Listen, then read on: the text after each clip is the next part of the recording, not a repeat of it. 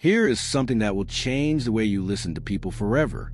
The moment someone decides to lie, their body already knows it. And in the first 4 seconds after you ask a question, before they even finish forming their answer, the truth has already shown up, not in their words, not in their explanation, but in a blink, a pause, a tiny shift in the face that disappears so fast most people never catch it. And that is exactly why most people get lied to every single day without ever realizing it. We are taught to listen to what people say. We analyze their words. We think about whether their story makes sense. But by the time the words come out, the most important moment has already passed. Today, that changes. By the end of this video, you're going to understand exactly what to watch for, when to watch for it, and how to tell the difference between someone who is genuinely trying to remember something and someone who is trying to manage what you believe. No complicated theories. No guesswork. Just clear, specific signals that show up in real conversations. And once you see them, you cannot unsee them. Let's get into it. Here is the first thing you need to understand. There is no such thing as a lying signal. That is not how this works. What we are actually looking for is stress. And stress shows up when something is on the line, when the stakes are real. Think about it this way. Your brain processes emotion before it processes language. When something happens, fear, guilt, anxiety, your body reacts first. Your conscious mind catches up a half second later. And by that point, the signal is already leaked out. This is why a person can have a perfectly rehearsed story ready to go. But the moment you ask a question, something flickers across their face before a single word comes out. That flicker is not the lie. That flicker is the pressure to lie. So everything we are talking about in this video is not about catching someone in a lie with one magic signal. It is about recognizing a cluster of stress responses that appear suddenly in the right context after a high-stakes question.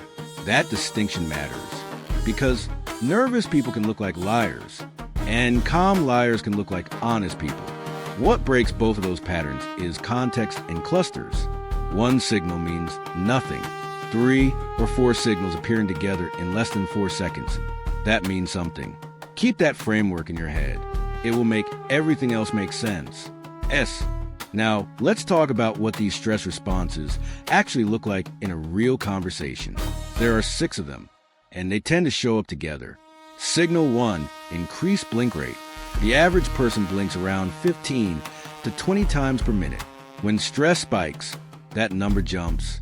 It happens automatically. The nervous system is activating, and the eyes are caught in the middle of it. If someone's blink rate suddenly increases the moment you ask a specific question, that is worth noticing. Signal 2, pupil dilation. This one is subtle but powerful. When the brain experiences a threat, real or emotional, the pupils expand.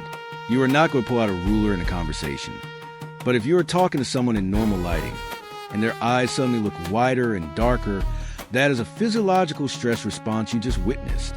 Signal 3, eye widening and scleral exposure. This goes with pupil dilation. The white part of the eye, the sclera, becomes visible above the iris. The eyes open wider than normal. This is a fear response that is hardwired into human biology. You can see the same expression on a newborn baby when they feel suddenly unsafe. It bypasses all conscious control. Signal 4, lips pulling back horizontally. The mouth pulls tight, not a smile, a compression. The lips draw back toward the face in a flat, tight line. Again, fear response. Completely involuntary. It happens fast, and it disappears fast, which is why most people miss it. Signal 5, neck muscle tension. There is a muscle that runs along the side of the neck, the sternocleidomastoid. When the body experiences a threat response, this muscle activates visibly. It is a protective instinct. The body is literally trying to guard the arteries in the neck. You will see it as a slight tightening or visible tension along the side of the throat. Signal 6, vocal hesitation. The pause that is just a little too long.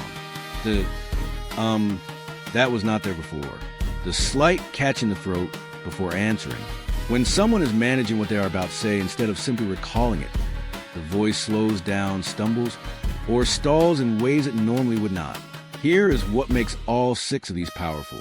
Individually, any one of them could mean anything.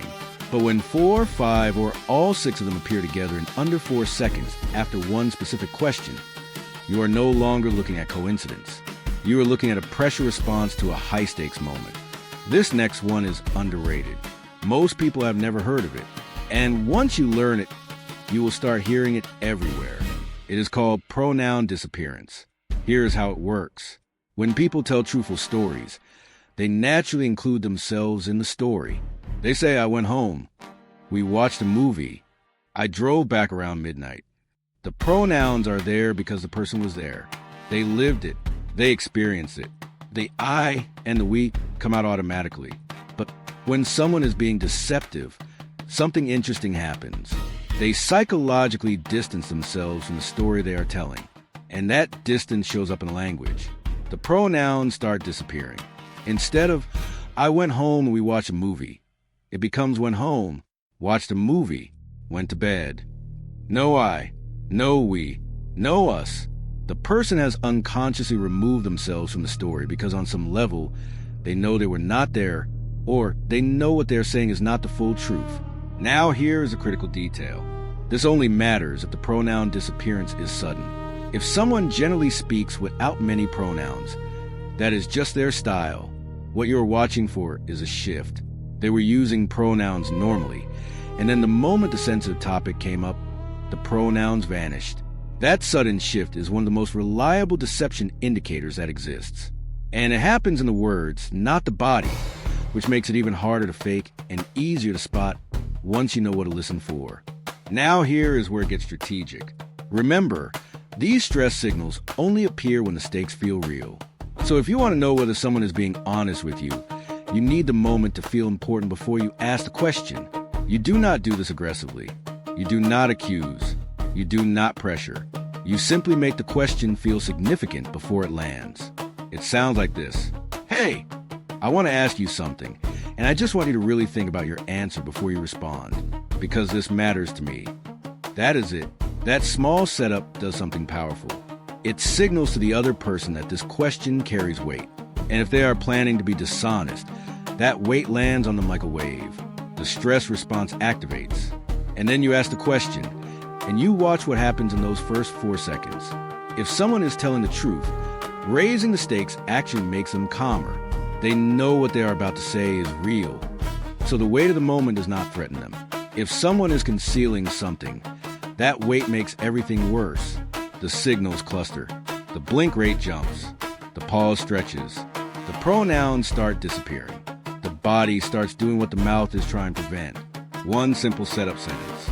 And suddenly the 4-second window becomes a lot easier to read. This one is simple, elegant, and almost impossible to beat. You know how you can recite the alphabet forward without even thinking about it? You have done it thousands of times in that direction. But if someone asks you to say it backwards right now, you slow down. You have to think. You stumble.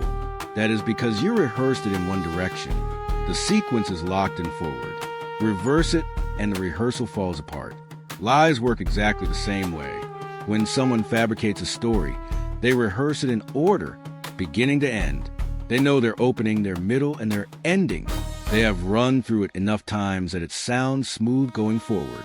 But ask them to walk it backwards, and watch what happens. You mentioned you got home around 10. Take me backwards from there. What happened right before that? A truthful person can do this. Not perfectly, because memory is not recording, but they can navigate backwards through a real experience because it actually happened in real time. The details are there. A person telling a rehearsed story hits a wall. The smooth delivery disappears. The hesitation spikes. They might try to restart from the beginning again because that is the only direction the story flows naturally. You do not need to be aggressive. You do not need to accuse. You just ask them to go backwards, and the structure of the story tells you everything. When you have already picked up on several signals and you want to move closer to the truth, there are 2 specific questions that reveal a lot about where someone actually stands. The first is called the bait question. It sounds like this. Is there any reason someone might have mentioned seeing you there that night? You are not claiming you have evidence. You are not lying. You are simply asking whether a reason exists. An innocent person will say no with total confidence and move on. A guilty person will start calculating. They will wonder what you know. They will hedge their answer. They will leave room in their response, just in case. That hedging is a tell. The second question is about consequence. After establishing that something happened, you ask, what do you think should happen to someone who did something like this? Listen very carefully to the answer. Someone who is innocent tends to want real accountability. Someone who is guilty, without realizing it, tends to minimize. They talk about understanding, about second chances, about how the person probably needs help. They are unconsciously arguing for their own defense before they have even been accused. These two questions do not trap anyone. They do not manipulate anyone into a corner. They simply create a space where the truth has a better chance of showing up than the rehearsed version does. Section 8. What you now know that most people don't. Let's bring it back to where we started. For seconds, that is the window, before the explanation, before the story, before the carefully chosen words. In those first 4 seconds after a meaningful question, the body has already responded to pressure of what is being asked. Most people spend the entire conversation listening to the words. They are analyzing the logic of the story, looking for contradictions, waiting for something to sound wrong. But the most important information was never in the words. It was in the blink that came a half second too fast, the pause that stretched the beat too long, the pronouns that quietly disappeared from a sentence that should have had them, the eyes that widened just slightly before the mouth opened. You now know what to look for. You know that stress signals cluster. You know that raising the stakes makes liars worse and truth-tellers calmer. You know that reversing a story breaks rehearsed narratives apart. You know the 2 questions that reveal where someone actually stands. Most people will never learn any of this. They will keep listening to words and missing everything else. But not you. Not anymore. Pay attention to the small moments, because the small moments are where the truth lives. If this gave you something useful, share it with someone who needs to hear it. And if you are not subscribed yet, take a second and do that now. It is the simplest way to stay connected to this kind of content. See you in the next one.